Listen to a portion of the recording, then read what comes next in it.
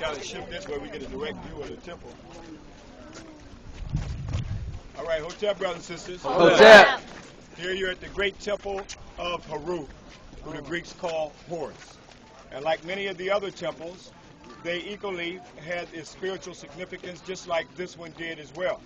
When you were at Dandara, that was a procession that took place from there all the way down to here, and carrying the ark, where the two united together, that is Heru and also Heru.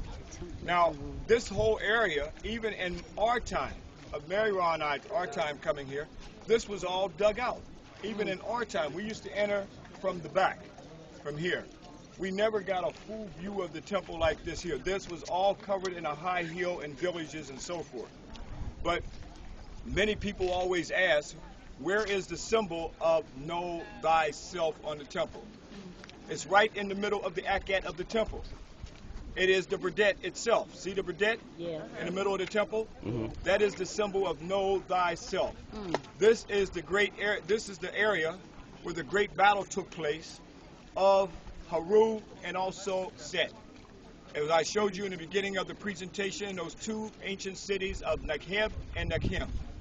And it is here the story is told that Heru was formed into the sun disk wing and the defeating of Set in that great battle. And that was represented from then on out as the temple over in the middle of the temple, that great bradet or sun disk wings that you see right here, showing knowing thyself, showing the power of self to defeating evil, as Heru did in this particular case with Set, when during the Shimsu Heru kings were fighting at this time. But as I said before, and I will continue to say, that was not a total defeat of Set, because it had to create an equilibrium with that force of Set. Not the complete destroying of Set, because we all need some Set to offset adversity, to offset evil, but it must be balanced. It cannot go to the extreme. That means once you start fighting, you got to find yourself back to a middle. You cannot fight for eternity, okay? It just be the destruction of yourself. So when we think of know thyself, that is the bradet itself over the temple.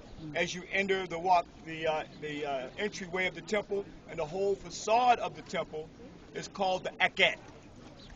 Looking at the middle, Ra symbolically rising in the middle of the temple, and we see today and yesterday. A Masonic symbol is still used by the Masonic order with two eagles. I don't know if those of you have seen them on the back of cars, facing in different directions. That comes from the akat. Please give, by the way, your undivided attention as he filled in the details in regards to this temple.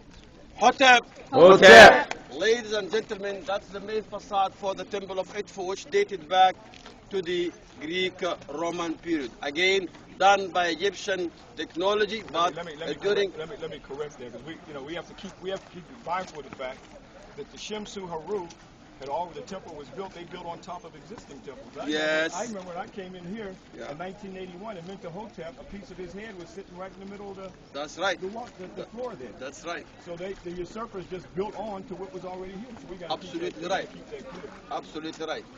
Then here, why this place done? Because as the professor said, that's where the god Heru got victory against evil. And this area called also in hieroglyphics Behdet. Behdet means the land of spear, the speared land. When Horus spreading the evil, killing evil, stop evil. And you can see the two statues in front. That's the two figures, the two statues of the god Heru. Each statue of those one single piece of granite brought from Aswan quarries. The temple here dated back to 237